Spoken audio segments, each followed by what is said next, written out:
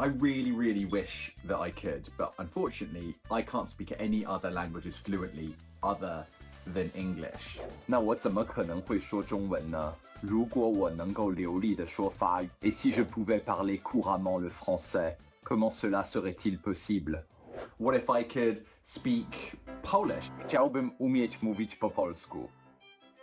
Artificial intelligence is making it far more easy to communicate in any language. From budget options Одно из главных, что мне нужно сделать, это убедиться, что я...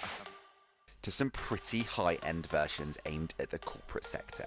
The implications of this tech are huge, but how good is it, and does it really work? This is how we are able to recreate an accurate creation of your head. The first company we're reviewing is called HeyGen. Now, HeyGen didn't want to be interviewed as part of this piece, but we've reviewed them anyway. It's simple. Try to make sure you look straight to the camera and do not look anywhere else during the recording. You upload a video of yourself, and then you just simply wait for the AI to translate that video into pretty much any language that you choose. The key thing that you have to remember is you have to leave. I do a quick video of myself, upload it onto HeyGen, and wait. And then out pops a video of me speaking the language that I chose, in this case, Spanish. Sí, así que voy a hablar así voy a decir aproximadamente lo que dije antes, así que... And here's the really cool bit. When Omar, the producer on this piece, got into the shot, it detected his voice was different to me. Is impressive. In London, there's one company that's trying to make an absolute killing out of this technology.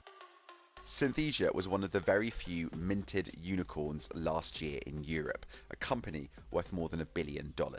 It's based in London, and it makes avatars designed to be used by corporate clients. But before my avatar is made, the system has to learn what I look like and what I sound like. My name is James Clayton, and this video recording... The idea is that you can generate a video of yourself saying anything in any language that can quickly be sent to employees, like a sort of visual email. If you think of TikTok's interface, there's almost no text unless you click on the comment section. You're literally swiping through videos, right?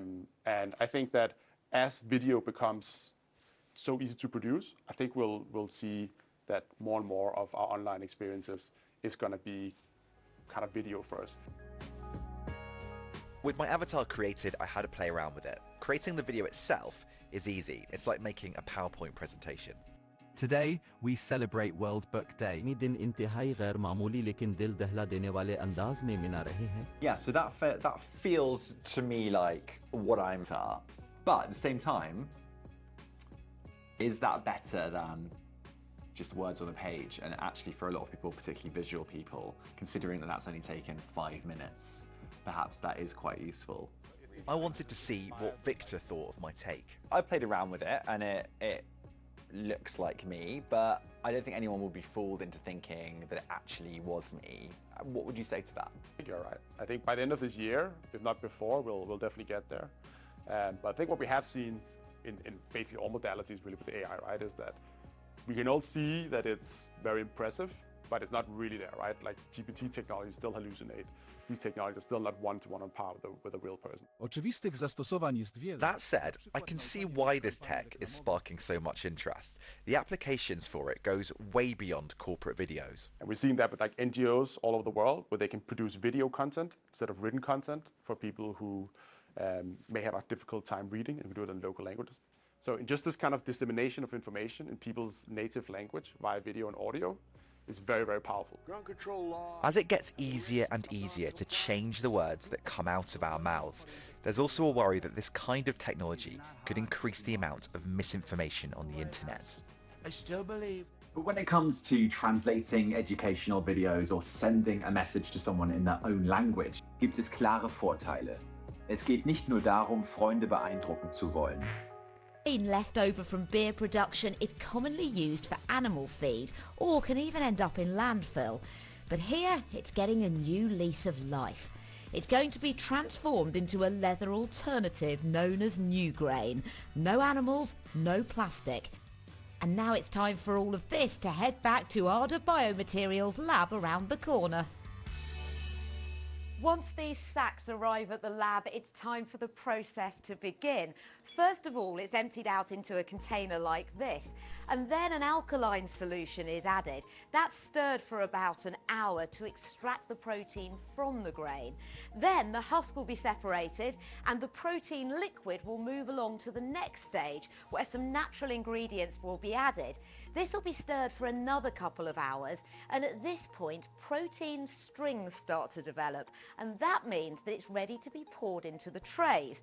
Now, this tray here has got a pretty smooth finish, so that'll create something that looks like a lot of natural leathers. If you want something even smoother than that, well, there's a tray for that too. And for something that's a bit more of a crocodile look, well, you've even got a version like that.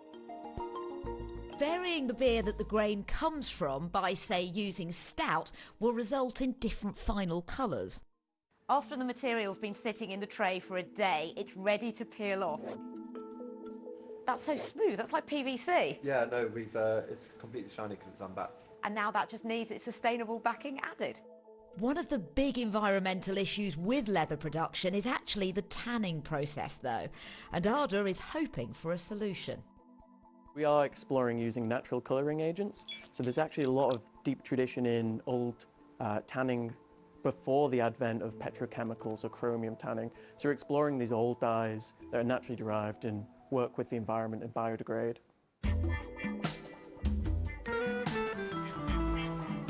And now for a look at some of the finished product. We've got a whole roll of it here. It looks very much like leather. This one's quite soft. We've got some here that have been dyed. It's external companies that do that because that's not actually done here. But there are different textures. This is a bit harder, a bit more like a leather that maybe you'd have on a sofa. Now, if I smell it, because I know that is the instinct with leather, it doesn't smell of much. A bit like a new car, maybe, which I guess could be the smell of leather. It's not quite the same, but they are looking at being able to customise it to smell however somebody might want it to. Or of nothing, possibly. These two are made from different types of beer, so the colour is authentic. They do feel less like leather to me, I think because they're harder and more solid. The more flexible ones that are used for something like a handbag feel more like leather, and they've just got that movement to them. On a big sheet here, this could make a bag that would actually fit my laptop, that feels a lot softer, it moves around more like leather does. But I think the main point is there's a lot of flexibility as to how the finish is going to end up looking and what can be done to it afterwards. There's competition, though. There are lots of other leather alternatives that are coming online, and they each have different positives and negatives. Our solution offers a way to scale. Do you think it's going to be cheaper than leather? Yes. Yeah. How much cheaper? Well, currently, a lot of the breweries we work with at the moment give away their grain for free. So our feedstock is coming in at an extremely low value. Some of the bigger breweries sell it, but it's quite low. So at scale, we calculate that we can undercut leather and plastic leather. And when do you think I'm going to be able to go out and buy a handbag made out of this? Hopefully this time next year. And it's going to be a cheap handbag? It'll start as a small collection to certain clients, and then into luxury, and then slowly moving down the luxury market into more commodity and high street. And what's worth having if there isn't a queue or a waiting list?